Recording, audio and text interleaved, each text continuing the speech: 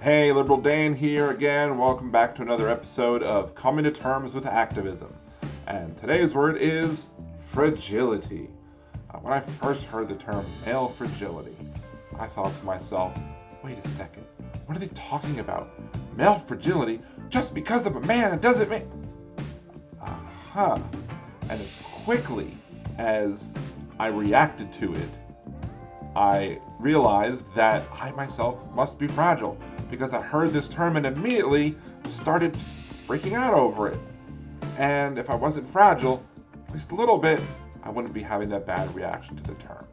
So what does the word mean? What does the term mean? People who are privileged, don't want to change their worldview, and something that challenges the status quo, might cause them to push back because they're scared of the change and how it will affect them. And if you're thinking to yourself and having that gut reaction to the word privilege, thinking to yourself, where's my privilege? Just hold that thought because that video is coming soon. So these people are worried about the harm that might come to them, supposedly, by the changes around them. And the reaction to that potential harm exposes that fragility. Male fragility is also how someone gets when they're challenged on their so-called manhood.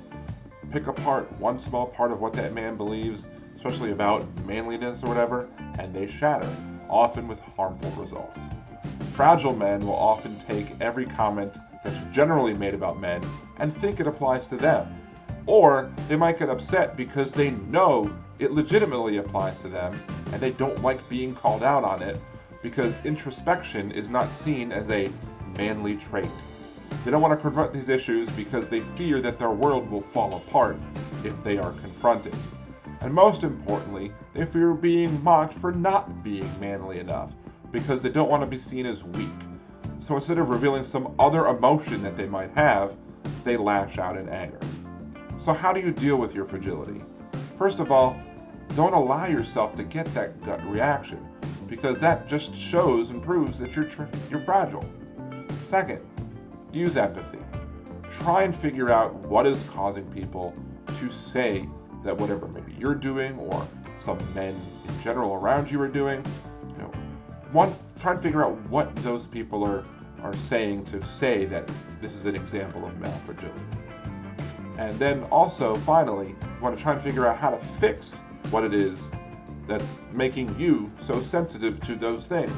Maybe there's something in your past that you don't want to confront because it's something maybe bad that happened to you that you want to ignore, or maybe something that you did that you don't necessarily agree with, but you don't want to talk about it. You don't want to understand that maybe you did something wrong in the past and maybe you need to acknowledge that.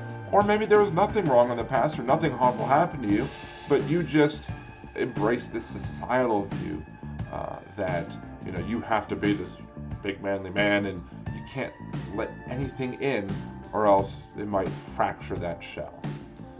But by allowing that self-introspection, you are going to make yourself less fragile.